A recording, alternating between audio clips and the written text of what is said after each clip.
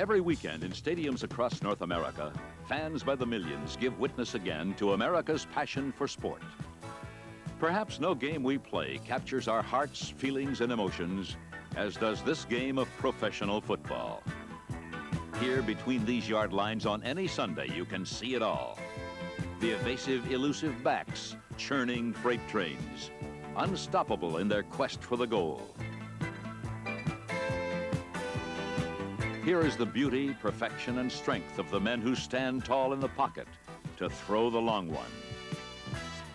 And on the other end, those incredible receivers, leaping, lunging, reaching, and taking the punishment for it. This is the National Football League. These are the champions. They have made it to the top, the best of the best. For a few short hours of every week, the stadiums fill to capacity. Every player and every fan enters his own world of competition, spelling elation and victory, or disappointment and defeat.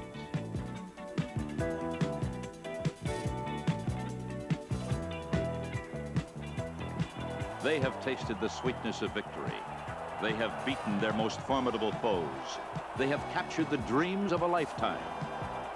The cheers of the millions ring in their ears. In the waning warm days of summer and the crisp, invigorating afternoons of fall, the country is captured again by its passion for the pigskin. This is football fever.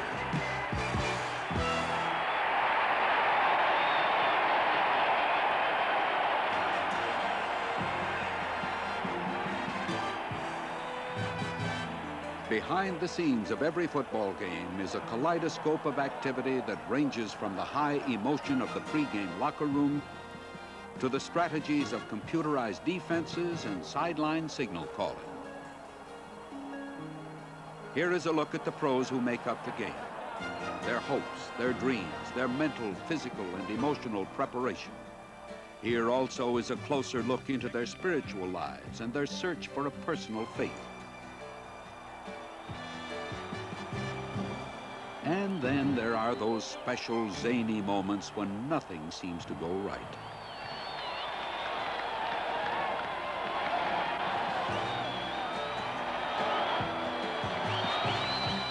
When coaches, players, and fans are caught up again in football fever. Yes, this is the NFL, where every pass, every play is executed with flawless perfection.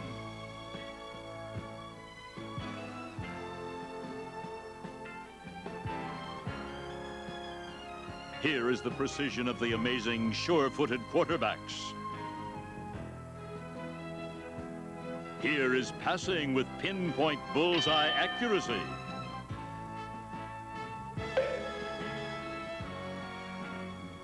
These mighty field generals are a wonder to behold, guiding their teams with flawless strategy, marching as one unit together to beat the unbeatable foe, to reach the unreachable star. No matter how hopeless, no matter how far, to fight for the right without question or pause, to march into Cleveland for a heavenly cause.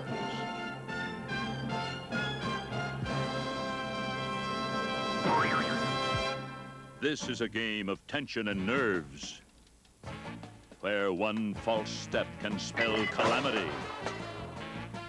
and disaster can strike at any moment.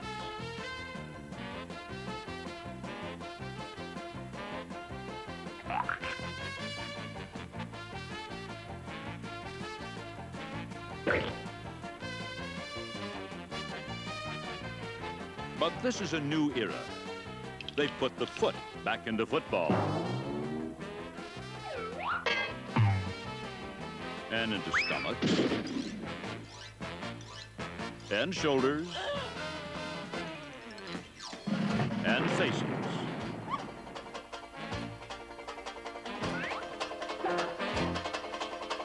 It's the unheralded center who gets no credit, and certainly deserves it.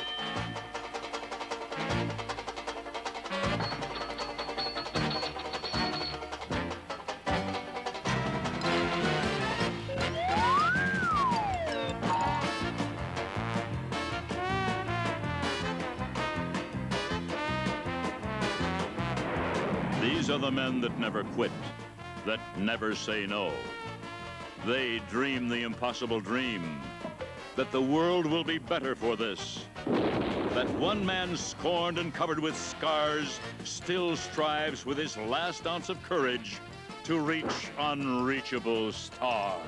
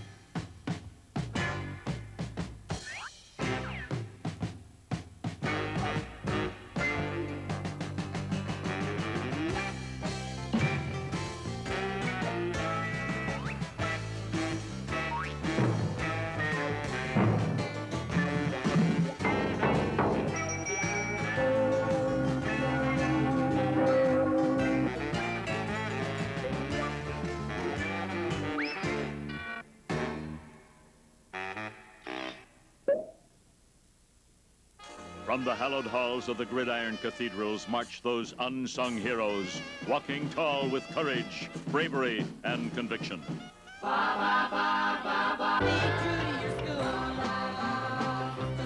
These paragons of honor, integrity, and virtue, these magistrates of pigskin propriety, hold high the banner of good, clean fun and a real swell time and fight for truth, justice, and the American way. Marvel at their courage in the midst of conflict.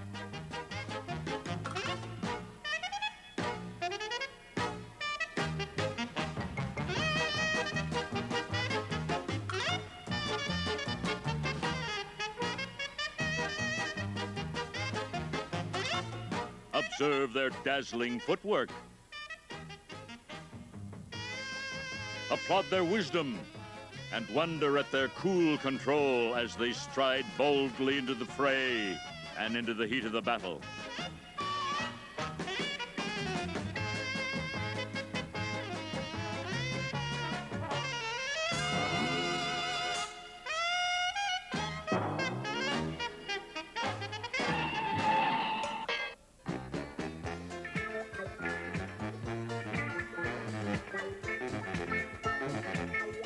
Deep within the heart of many an aspiring gridiron warrior is the secret longing to someday throw the coveted yellow flag, or maybe stomp it to death.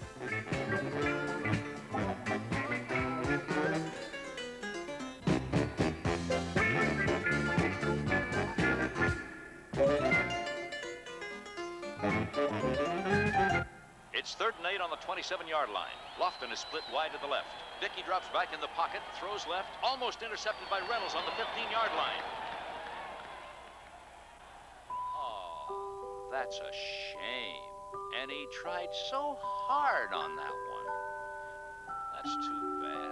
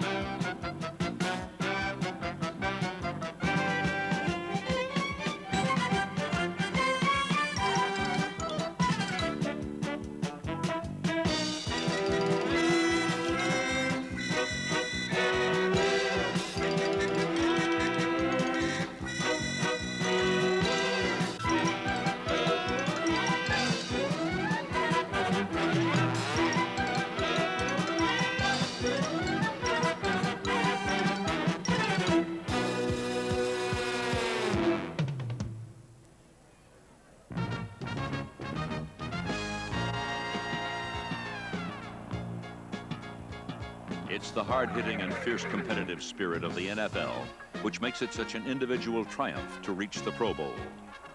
The top players of the league, chosen by their peers, participate in this annual classic. Of the 1,232 players in the National Football League, only 80 make it to the Pro Bowl.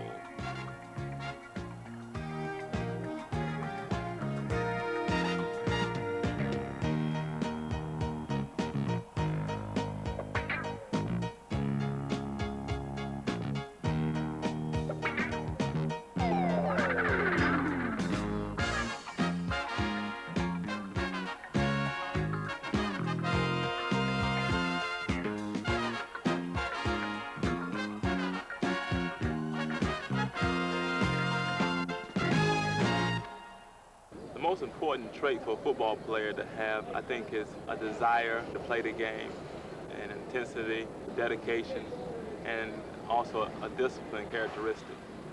I think a lot of it is ability, but most of it is courage. You got to want to. It takes a lot of hard work. Well, I think the toughest thing about playing in the NFL is the constant pressure to perform every week. There aren't any easy games. It's just constantly on you to play up to your potential or your ability, week in and week out, to practice at the same level. The older you get, the pressure becomes much greater to live up to your past games, your past performances, and so it's a very pressure-packed arena. I don't think that you can win unless you can recruit quality people, because there's an awful lot of football players in a pool of 1,260 players on 28 clubs, and I found in my own experience sometimes you can give away a little bit in the area of talent, and you'll go a lot further if you have dependable people that are going to develop to the best of their ability. This is a league where people are committed. They hurt after a game. You pay a price. I know it takes me sometimes 15 minutes in the morning to get out of bed and get stretched out. Well, I think the trait above all is the piece to get out there on the field and give your best. A lot of guys come onto the field and you can see they have problems at home, they have problems with this or that, and they just can't concentrate on what their job is. Defeat is hard to take for anybody, especially when you work so hard for something all year long. It's only a temporary setback, and you pick yourself up and you go on. The game is changing all the time, and guys are doing everything they can to try and make themselves better athletes. They wear better shoes to get better traction. They try and get better helmets that fit their head tighter. They want to prevent injuries.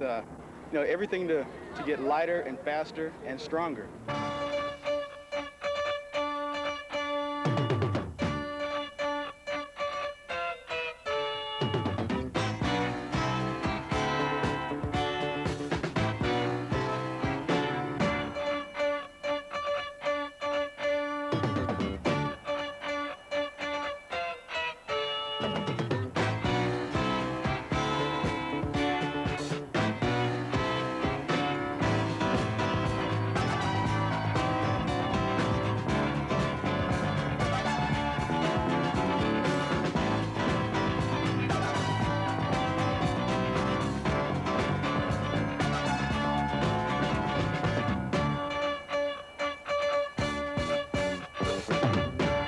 A lot of people may not realize exactly how much mental preparation goes into a National Football League game on Sunday afternoon. We spend a full week in full long days in preparation. In fact, the computers played a very important role. We get a computer printout just for 1 week's game that's about 2 inches thick, and it would include the last 4 games or 5 games that a team had played against opponents, and include all the down and distance statistics that would be important for us to study. For instance, a 1st and 10 situation. What do they do off an I formation in 1st and 10? So we'll break that down, look at the run situation, the pass situation. It goes on. And by the end of the week, and by the time we're ready to play that football game, we feel like we're adequately prepared to pretty much estimate what they'll do given that situation. In the National Football League today, I think you'll find that most players, a very high percentage of them, are in excellent condition. Competition is so great and so refined that you have to be in great condition by the time you get to training camp to be able to compete against the caliber and the level of athlete that's coming into training camp and competing for your job. And I think most teams in the National Football League, I know we do at Dallas, we have an extensive off-season conditioning program, and it involves running, weightlifting, flexibility, including other sports like racquetball and basketball. But we're to the point now we're almost getting in shape just to be able to deal with our off-season conditioning program. Last couple of years, we've been receiving signals from the sidelines. I think it's a common procedure now in the NFL. In our system, the Atlanta Falcons, we have a very simple strategy. We have different parts of the body being different numbers. We work on a numbering system. And for instance, if we were going to run a William Andrews off tackle, our signal for that would be the ear on the right side is a 3, and the hip is a 7. So that would be our 37 play. So I just get in the huddle and call opposite right 37 on 1. And we go from there. Ladies and gentlemen, it is a beautiful day here at the launch site, and even 72 degrees, not a cloud in the sky. Perfect conditions for this unusual historic flight.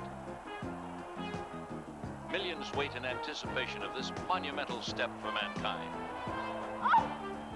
All systems are go. The atmosphere here is absolutely electric. Let's go now to mission control. Switching command to internal. Status check. Command on internal. Affirmative. Telemetry and launch condition. Affirmative. Pressurization complete. Affirmative. Now. 10, 9, 8. Ignition. Waterful fall.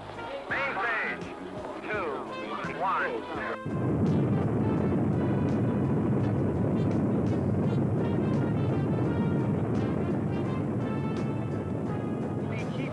Baby. Keep going. Look at her go. Go, honey. Keep going, baby. Keep going. Look at her go. Plus 40 seconds. 40 seconds. Look at her go, hon. Programming. It's magnificent. What a beautiful sight. Oh no, it's breaking up.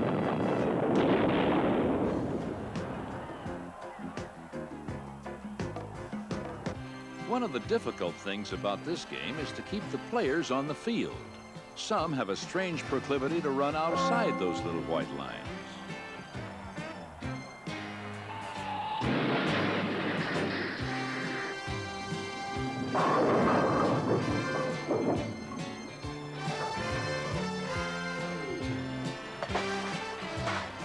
This guy thought he'd drop in for a quick sandwich and a glass of Kool-Aid. Okay, camera 2, how about a zoom in? All right, let's get a close-up. That's good. Oh.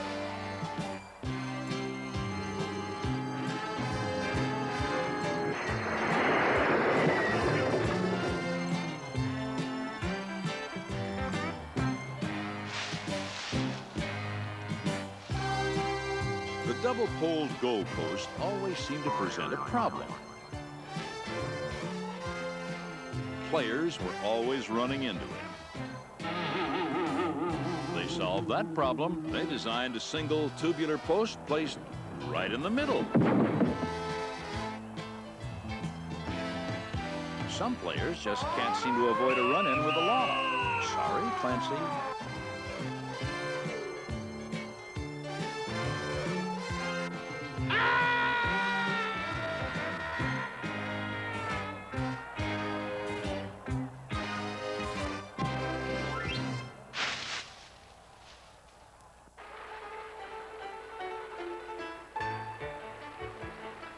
Neither rain nor snow nor dark of night can stop the march to the end zone. Some teams even resort to surfing.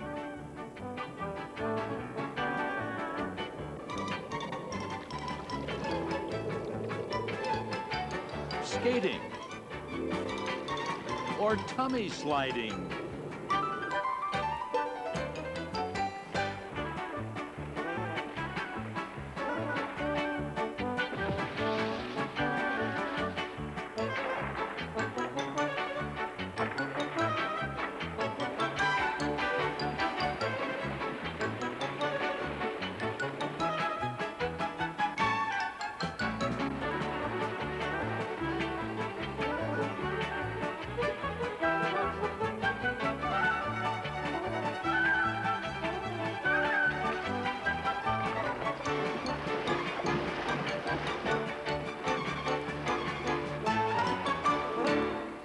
I was one of the first NFL coaches to establish chapel services prior to the pregame meal.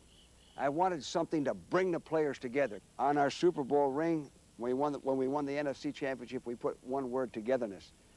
We were the first to win 10 Monday night games. Now, it wasn't because we played so well, but we had something going for us that made us stick together, play hard, and exceed what our ability may have been. Just remember this, 40 men together can't lose, okay? We're at the crossroads. And no question about that. But it's not the end of the world. I just want us to do a job that we're capable of doing. If we die together. You can get it done. You can get it done. What's more, you gotta get it done. Let's go.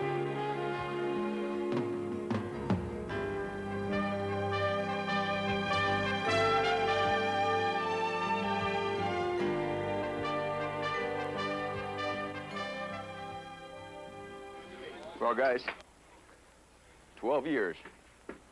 12 years have gone by since the Eagles have been a winner. We're going to come out winners today.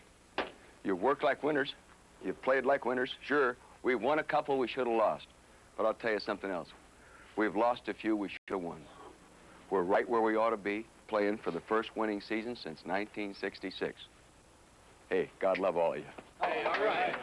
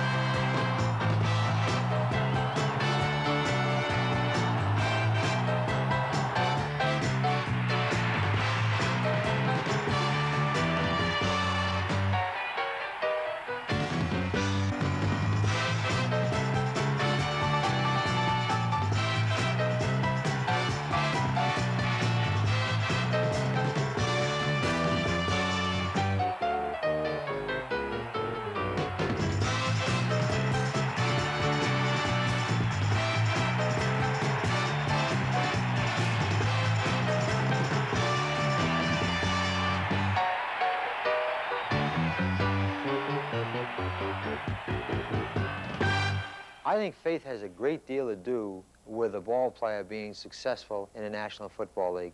It tends not to have a player be concerned about the fear of failure. That's probably one of the most difficult things for us to deal with. I don't think it's very difficult for me to deal with an opposing coach or a player to deal with an opponent player. The most important thing he has to deal with is himself.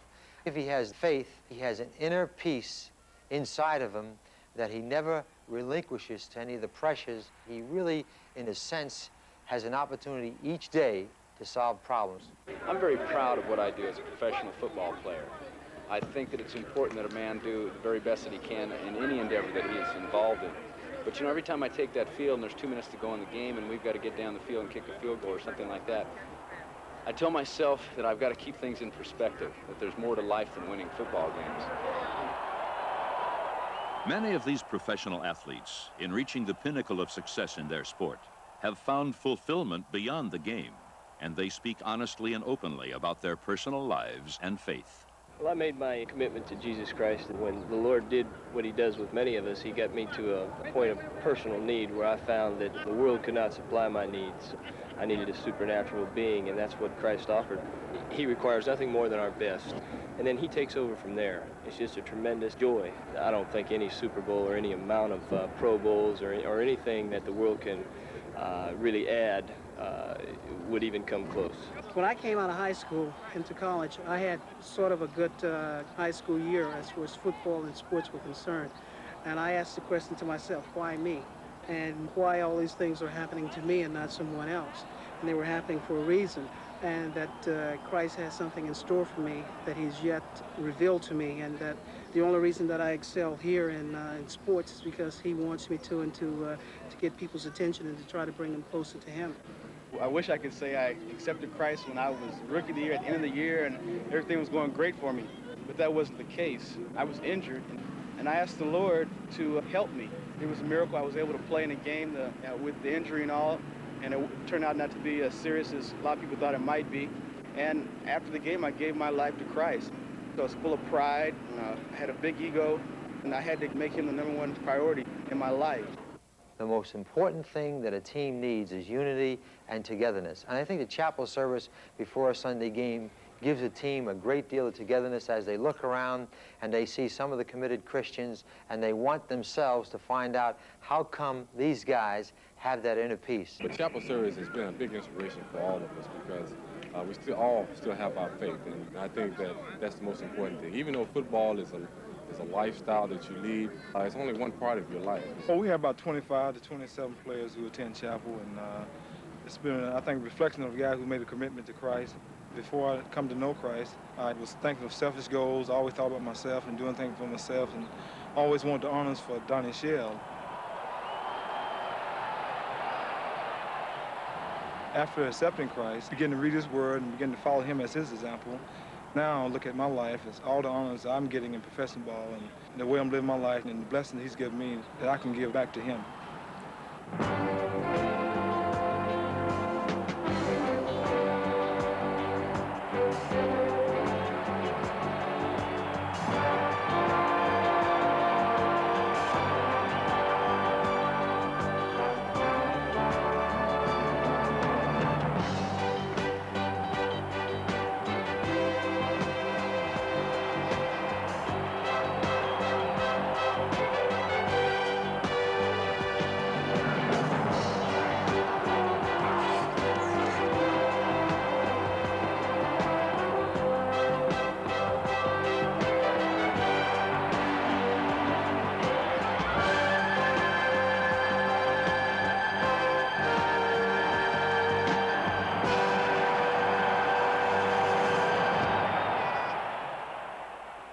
I thought I was a bit of an intellectual. I took earth sciences at college, and I couldn't relate the Bible to science. I went each week to Bible study and just for my own intellectual development. And then before the third game of the season, finally came to that realization that it was me that was holding myself back. I had this image of big cold churches in England, you know, medieval churches with great big archways, and that was Christianity to me. I had no idea about this personal relationship, and I finally came to the realization that all I had to do was give up my will and ask the Lord to come in and give me that confidence that I needed to play this game. You know, kicking is a routine, it's a reflex. But just before I get out there, I say I can do all things through Christ who strengthens me, and I just go out there and relax and hit it. When you find out what the Lord has for you, then you should put 120% into it. You know, all you've got, everything. Give your all to him, and he just blesses your socks off. I felt that I had other things that, too many other things to do, that I couldn't be messing around with any personal relationship with the Lord. You know, and now I think back, after receiving him, wondering why I waited so long. Don't wait, because there's so many wonderful things that are going to happen in your life once you know him. Doesn't mean that there's not going to be problems and hardships and tough times, because that's the way we grow in faith and gain strength. Inviting Christ in my life was a very simple process, and I look at it now and it was just a humility issue. It was finally deciding that Bob Brunig could not handle it. Even though from a worldly standpoint I appeared successful, Bob Brunig finally had to say there was someone much greater than myself. And the one that is greater is God, and he has a specific plan for us, and that's that we accept Jesus Christ into our hearts to live with us and indwell in us, which he's promised.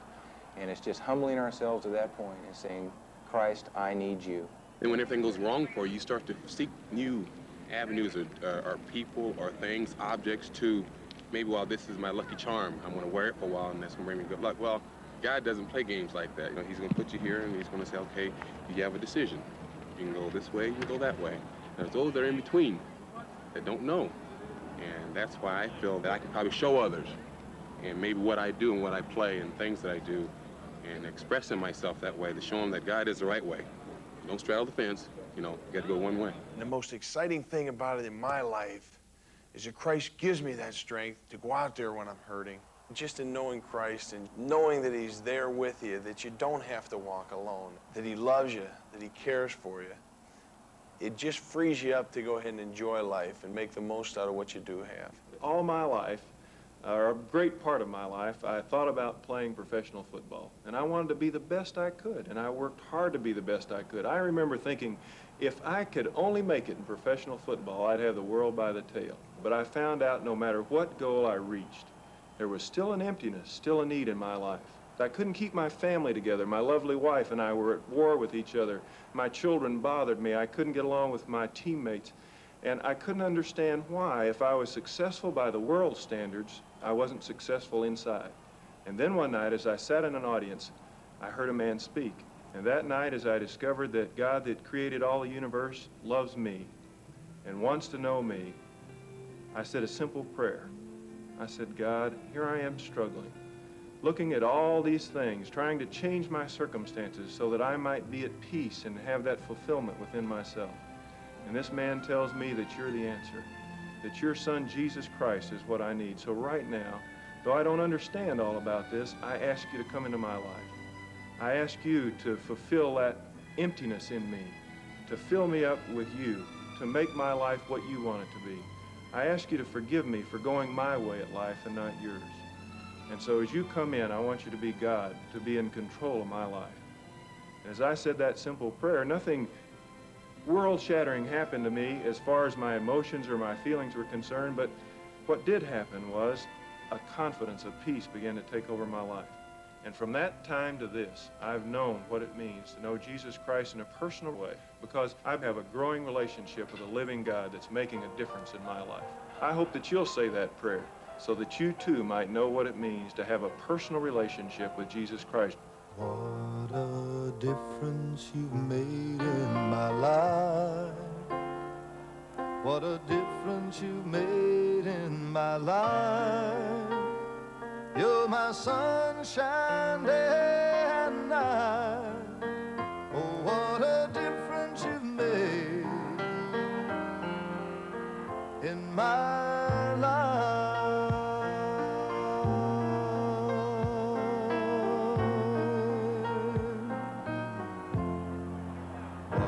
What a change you have made in my heart.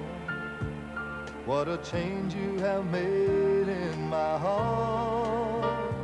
You've replaced all the broken parts. Oh, what a change you have made in my heart. Love to me was just a word in a song that had been way over you. But now I've joined in the singing, 'cause you've shown me love true meaning. That's why I wanna spread the news. What a difference you've made in my life. What a difference you've made in my life. You're my sunshine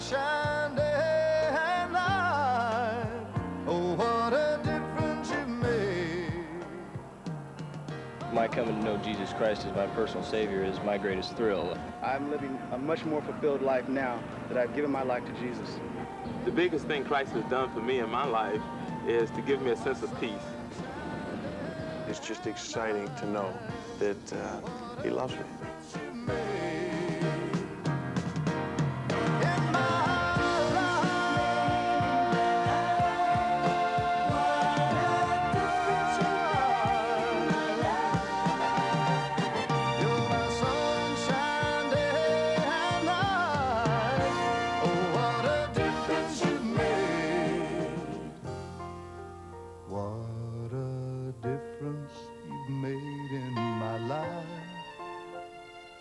What a difference you've made in my life. You're my sunshine day and night. Oh, what a difference you've made in my